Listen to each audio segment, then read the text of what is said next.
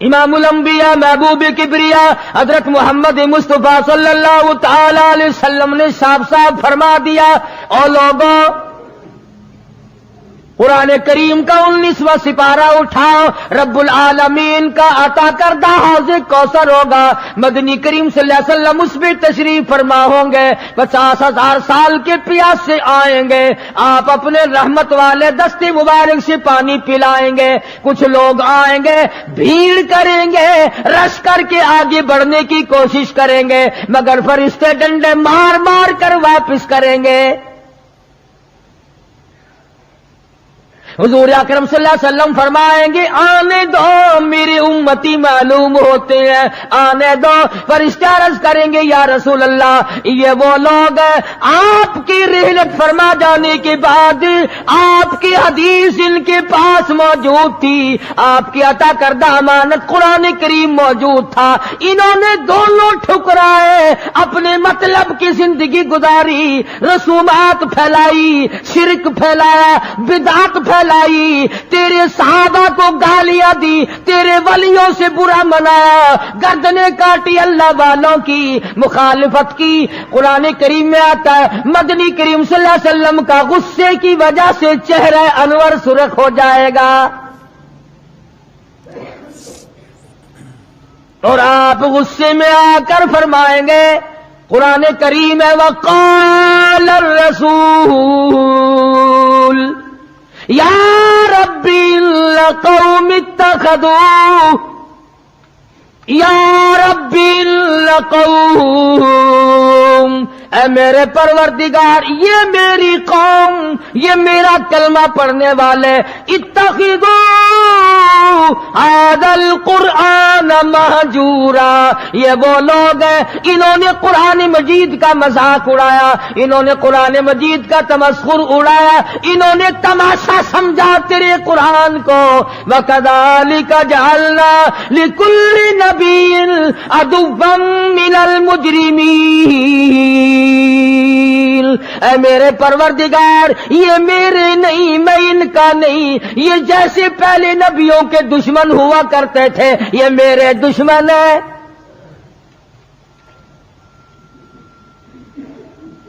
اندازہ لگاؤ ایسی صورت میں کیا بنے گی، ایسے حالات میں کیا بنے گا، کس طرح پہ زندگی بسر ہوگی، کیسے جنت میں جائے گا، کیسے پروردگار عالم کا دیدار ملے گا، کیسے رضا ملے گی، کیسے رب العالمین کی رحمت اور کریمی تجھے حاصل ہوگی۔ صحابہ اکرام رضوان اللہ تعالی علیہم اجمعین کی جماعت جو یقین میں اتنی آگے نکل گئی تھی کہ دنیا میں اس کا مقابلہ کرنے والا کوئی نہیں، حضور کی آنکھ کے اشارے پہ یقین، آپ کے فرمان پہ یقین، آپ کے اعمال پہ یقین۔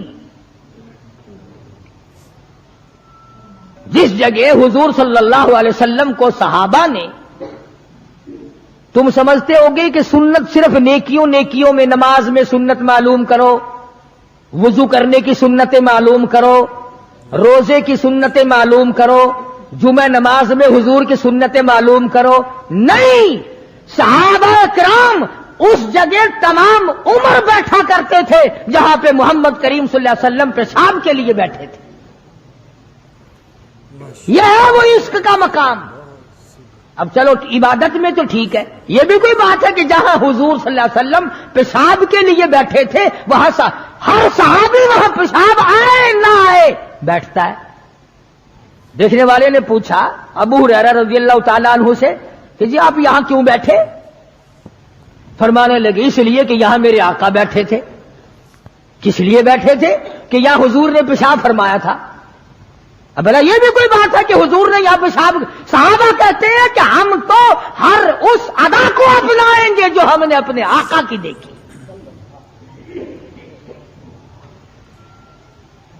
اب یہ بھی کوئی بات ہے کہ حضور صلی اللہ علیہ وسلم کی سنت معلوم کرو کہ تھوکنے میں کیا سنت ہے؟ اب یہ تو کوئی عبادت نہیں، تھوکنا تو کوئی عبادت نہیں، مگر صحابہ کہتے ہیں کہ جس نے سنت کے مطابق تھوکنا ہو وہ بائیں طرف تھوکے، کھبی طرف تھوکے، آگے نہ تھوکے، ادھر رب العالمین کی ذات اس کے ساتھ ساتھ چلتی ہے، دائیں طرف نہ تھوکے، ادھر نیکی لکھنے والا فرشتہ ہے، اس کا اکرام کر۔ صحابہ نے تھوکنے کی سنت کو بھی اپنایا، پیشاب کرنے کی سنت کو بھی اپنایا، استنجا کرنے کی سنت کو بھی اپنایا، معلومات کی ہیں، پوچھنے گئے ہیں ازواج مطہرات کے پاس صحابہ اکرام تمام چیزیں۔ اب یہ بھی کوئی عبادت ہے کہ صاحب جوتا جب پہنو تو دایاں پاؤں پہلے ڈالو جوتے میں اور نکالو تو بایاں پاؤں پہلے نکالو؟ یہ کوئی عبادت تھوڑی ہے؟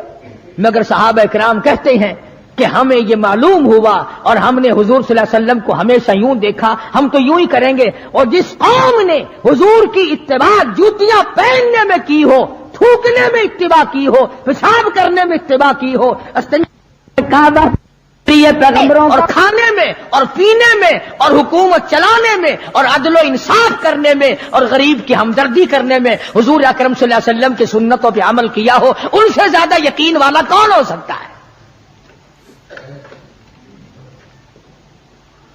عروہ بن مسعود رضی اللہ تعالی عنہ ثقفی صحابی ہے، بعد میں مسلمان بنے، حدیبیہ کے مقام پر کفار کی طرف سے سفیر بن کر آئے حضور صلی اللہ علیہ وسلم سے بات کرنے کے لیے۔ اللہ اکبر، عروہ بن مسعود بات کرتے تھے حضور صلی اللہ علیہ وسلم سے تو ہاتھ آگے بڑھا کر یعنی خوشامدانہ طریقے سے حضور صلی اللہ علیہ وسلم کی داڑھی مبارک کی طرف ہاتھ کرتا تھا عروہ بن مسعود، جو ابھی مسلمان نہیں تھا۔ عروہ بن مسعود رضی اللہ تعالیٰ عنہ نے ہاتھ بڑھایا حضور کی داڑھی مبارک کی طرف، منت کی غرض سے، بات کرنے کی غرض سے، خوشامد کی غرض سے۔ مغیرہ ابن شعبہ رضی اللہ تعالیٰ عروہ بن مسعود کا سگا بھتیجا حضور صلی اللہ علیہ وسلم کے پاس پہرے دار بن کے کھڑا ہے، ادھر عروہ بن مسعود نے ہاتھ آگے کیا، مغیرہ ابن شعبہ سگے بھتیجے نے جو ایمان لا چکا تھا چچا کے ہاتھ پہ تلوار کا قبضہ مارا اور کہنے لگا ہاتھ پیچھے رکھ ورنہ کاٹ کے رکھ دوں گا۔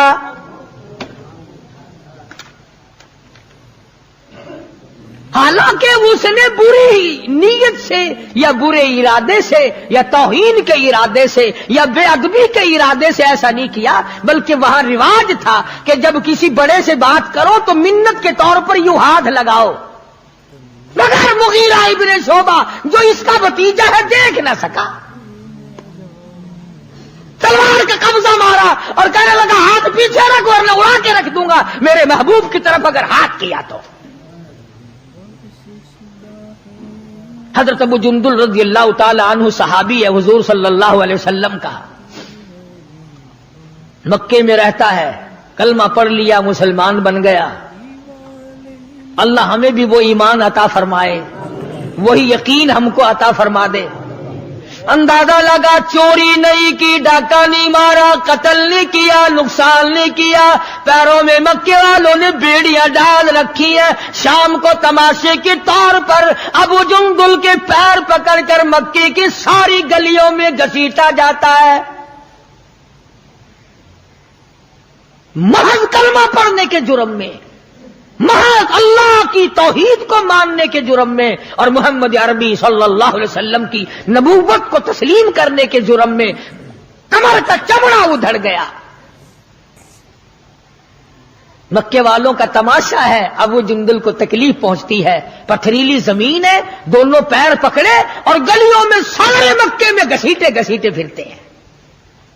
اور یہ نہیں کہ ایک دن ایسا ہوا ہو کبھی تو نے بھی کلمے کی وجہ سے تکلیف اٹھائی، کبھی تجھے بھی درد ہوا کلمے کا، کبھی قرآن کا درد ہوا تیری بدن میں، کبھی تیرے دل میں حضور کی سیرت و صورت کا درد ہوا۔ اگر 2 سال کا بچہ گم ہو جائے، ماں کا جگر پھٹ جاتا ہے، ایمان گم ہو جائے، کچھ بھی نہیں بگڑتا۔ बकरी चोरी हो जाए तो लोग कलेजा पकड़े फिरते हैं, हाय हाय मेरी बकरी चली गई, करोड़ों रुपए का ईमान चला जाए कोई गम नहीं, कोई दुख नहीं, कोई परेशानी नहीं। अबू जुंदुल रज़ियल्लाहु ताला अन्हु को इतनी मार पड़ती है, तकलीफें भुगतती है, पता चला कि यहां 6 मील के फासले पर मेरे आका हुदैबिया में तशरीफ लाए।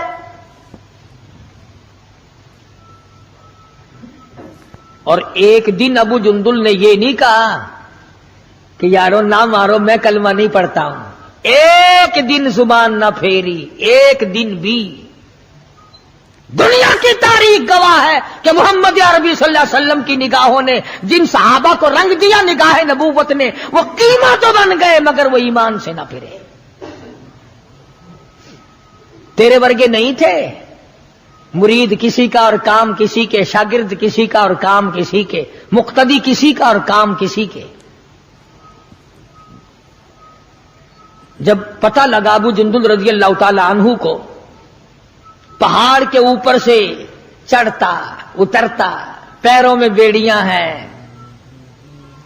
छिलकर रह गया। आस लगाई दिल में कि मैं हुजूर का दीदार किया करूंगा, हुजूर की खिदमत में रहूंगा, मुसलमानों के साथ नमाज पढ़ूंगा, मेरी मुसीबत के दिन टल जाएंगे, मैं आजाद हो जाऊंगा। काफिरों ने मुझे गुलाम बना रखा है, मारते हैं रात दिन। ये आस लगाकर, उम्मीद लगाकर, सहारा बनाकर अबू जुंदुल रज़ियल्लाहु ताला गिरते पड़ते, मुसीबत उठाते, तकलीफ झेलते हुजूर के काफिले में आ गए। ज़ियारत की, तमाम मुसलमानों से मिला। जिस वक्त ये अबू जुंदुल आया तो कुफ्फार मक्का और हुजूर सल्लल्लाहु अलैहि वसल्लम के दरमियान एक मुआहदा तैयार हुआ कि आज के बाद जो मुसलमान बनकर आएगा तुम्हें वापस करना पड़ेगा, और जो मुसलमान काफिर बनेगा हम वापस नहीं करेंगे। अभी दस्तखत भी नहीं हुए कि अबू जुंदुल आ गए। इसका चचा कहने लगा, या गद्दार मैं इसको नहीं दूंगा। हुजूर ने फरमाया, एक आदमी मुझे मांगा हुआ दे दो, अभी तो दस्तखत भी नहीं हुए, अहदनामा मुकम्मल भी नहीं हुआ, इसकी बात से शुमार करेंगे। वो कहने लगा, नबी की जुबान को हम अभी देखेंगे, फिरते हैं या कायम रहते हैं। बड़ी कोशिश की मगर वो ना माना। थप्पड़ मारे मोहम्मद अरबी सल्लल्लाहु अलैहि वसल्लम के सामने उस सफीर चचा ने हजरत अबू जुंदुल रज़ियल्लाहु ताला अन्हु को। सारे मुसलमानों को तैश आया, गुस्सा आया, मगर हुजूर के हुक्म के इंतजार थे। यह है नबी को मानना। अंदाजा लगाओ, जिसने कई साल मार खाई हो, आज आस लगाकर, सहारा लगाकर, उम्मीद बनाकर गिरता पड़ता, डरता मरता पहुंचा है, और आज भी मुसलमानों से अलग किया जा रहा है। हुजूर सल्लल्लाहु अलैहि वसल्लम ने फरमा दिया, चला जा वापस, तेरा अल्लाह मालिक है। ईमानदारी से सोचो, इसको ये पता नहीं कि अब मेरा काफिर क्या करेंगे। वो तो पहले ही चमड़ा उधेड़ते थे, वो तो पहले ही रग रग में कांटे चुभोया करते थे, वो तो पहले ही गर्म लोहे की ज़िरा पहनाकर धूम में फेंक दिया करते थे, वो तो पहले ही कई कई दिन पानी नहीं दिया करते थे। इसे अबू जुंदुल को अच्छा भला पता है कि अब तो मुझे मक्के वाले ऐसी मार देंगे कि हद हो जाएगी। अकड़ जाना चाहिए था। हाँ हाँ, मेरे वर्गा मुसलमान और तेरे वर्गा मोमिन होता ना, वही कहता वाह वाह वाह वाह सुभान अल्लाह, आप नबी ठीक हैं, ये सहाबा ठीक है, मैं मुसीबत ही उठाता रहा हूं, मैं क्यों जाऊं, मैं तो नहीं जाता। मुझे पता नहीं, मुझे वो मारेंगे, मेरी कमर देखो, मेरा सर देखो, मेरा बदन देखो, इन्होंने मार मार के मेरा क्या हाल कर रखा है। फिर मैं मुझे फिर ही नहीं के पास भेजते हो। अबू जुंदुल रज़ियल्लाहु ताला अन्हु हुजूर का हुक्म सुनते ही फौरन चचा के साथ चल दिए।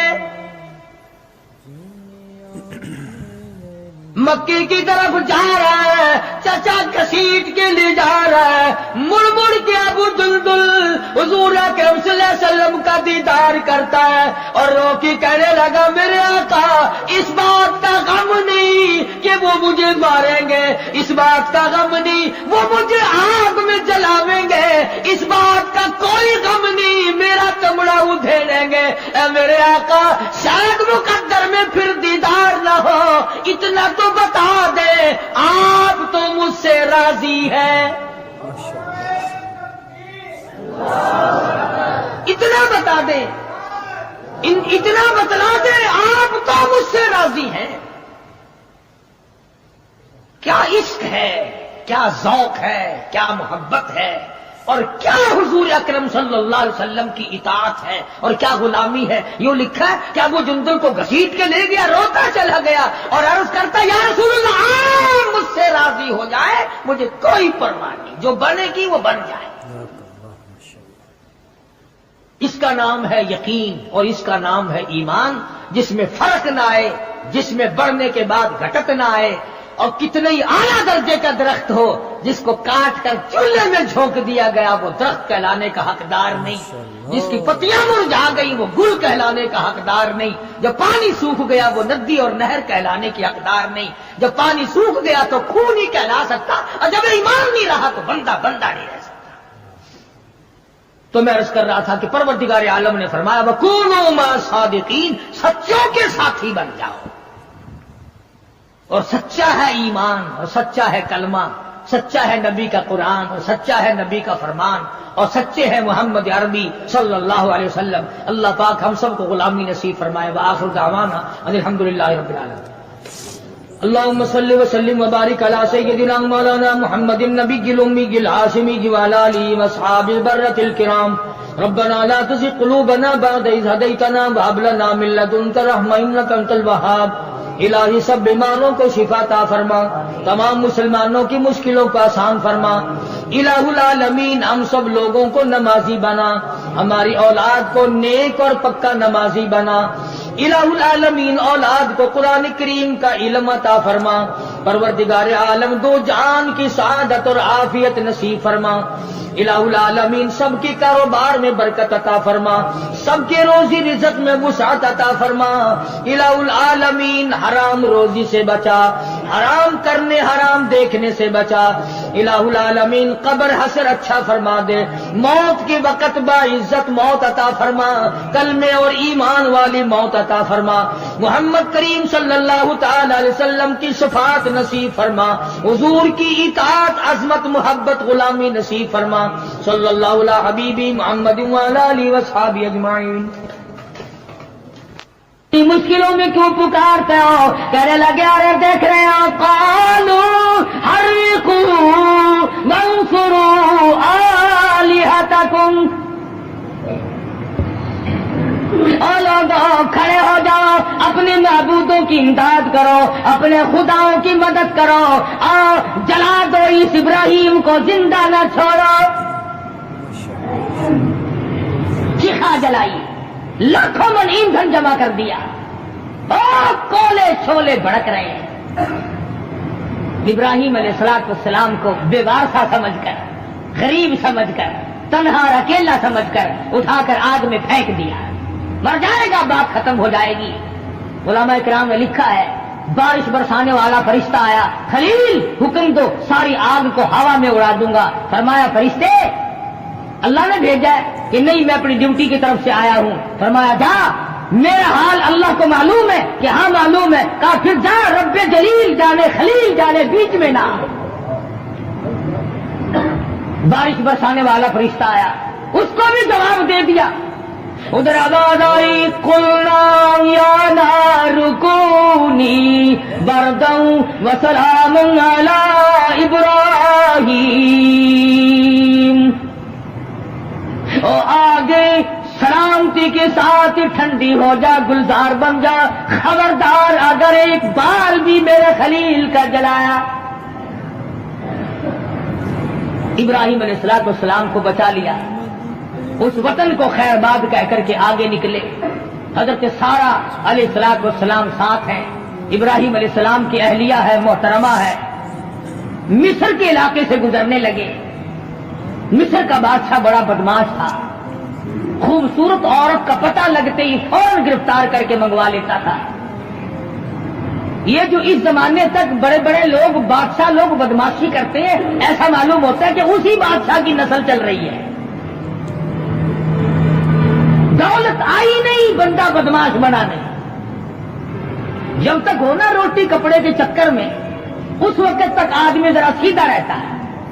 واپس دولت ہوئی اور دماغ خراب ہوا، پھر وہ بیوی جو 30 برس سے گھر میں حور نظر آتی تھی، پیسے آئے نہیں، تیری تو شکل ہی بدل گئی، ہوتا خبر تین ہوا کہ چوڑی بن گئی،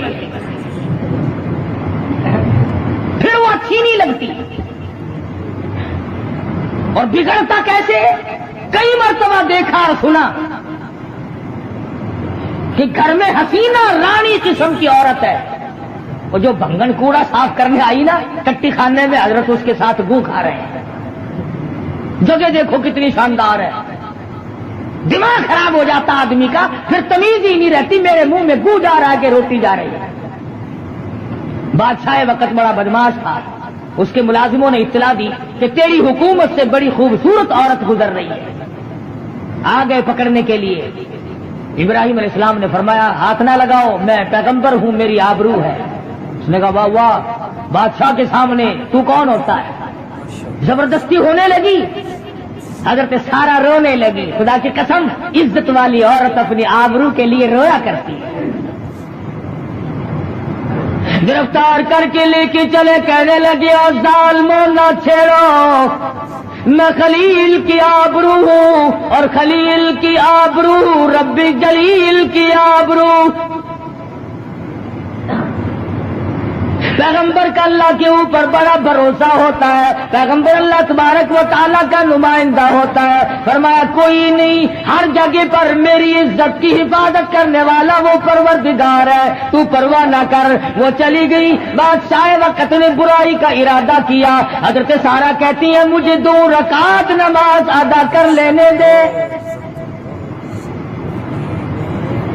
پتہ چلا کہ اگر کوئی عورت گنڈوں میں، بدماشوں میں کہیں پھنس جائے اور وہ اپنی عزت بچانا چاہتی ہو، تو حضرت سارا کا بتایا ہوا طریقہ یہ ہے کہ نماز کی نیت باندھے، نماز پڑھے اور اللہ سے مناجات کرے، اور میرے مالک میری عزت کا نگہبان تو ہے اور کوئی نہیں۔ حضرت سارا علیہ السلام نے جب نیت باندھی، بادشاہ وقت کے بدن میں درد ہونے لگا، وہ تڑپنے لگا، تو وہ کہنے لگا تو میرے لیے دعا کر دے، میں تجھے کچھ نہیں کہوں گا، توبہ کرتا ہوں۔ پیغمبر کا گھرانہ بڑا کریم ہوتا ہے، یہ لوگ بڑے رحیم ہوا کر، اندازہ لا، ابھی پکڑ کے لائے، ابھی برائی کا ارادہ کر رہا تھا، حضرت سارا نے پھر جھولی پھیلا دی، او میرے مالک یہ توبہ کرتا ہے، تو اسے معاف کر دے، تو اسے معاف کر دے۔ اب وہ اپنی سے کب باز آنے والا تھا، پھر ارادہ کیا برائی کا۔ حضرت سارا نے پھر نیت باندھی، 3 مرتبہ ایسا ہی ہوا ہے۔ بادشاہ وقت حضرت سارا کی عزت پہ ہاتھ صاف کرنا چاہتا ہے، بادشاہ کا مطلب ہے آبرو کو برباد کروں گا۔ خداوند کریم کی قرض غائب یہ ہے خلیل تو یہاں ٹھہر جا، سارا کو اس بادشاہ کے مکان میں بھیج دے، یہاں پر ایک چھوٹی سی کنیز ہے، ایک معصوم بچی ہے، ایک لڑکی ہے جس کا نام ہاجرہ ہے، میں اس کے پیٹ سے اسماعیل علیہ السلام کو پیدا کر کے کالی کملی والے حضرت محمد الرسول اللہ صلی اللہ علیہ وسلم کی نسل اور بنیاد ڈالنا چاہتا ہوں۔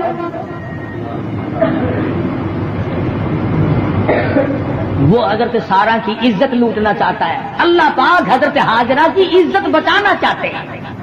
ابھی تو چھوٹی سی بچی ہے، ابھی اسے لے آؤ، کسی غیر کا ہاتھ نہ پڑے۔ خدا کی قسم، نبی تو نبی کی ماں کی عزت بھی خدا اس کی حفاظت کرتا ہے۔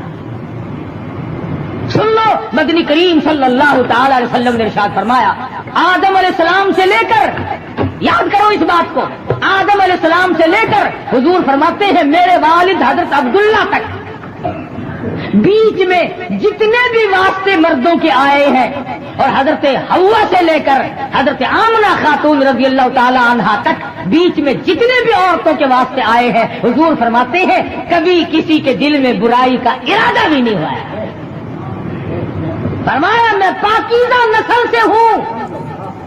پاکیزہ نسل کا صرف یہ مطلب بھی نہیں کہ وہ زنا نہیں کرتے تھے، فرمایا ان نسلوں میں، ان پشتوں میں سے میرا نور نبوت منتقل ہو کر آیا جہاں زنا کا کبھی ارادہ بھی نہیں ہوا۔ تم کیا جانو مدنی کریم صلی اللہ علیہ وسلم کی سیرت اور حضور کی قدر اور حضور صلی اللہ علیہ وسلم کیا چیز ہے؟ یہ تو یوں ہی کھڑے ہو کر کے شروع ہو جاتے ہیں۔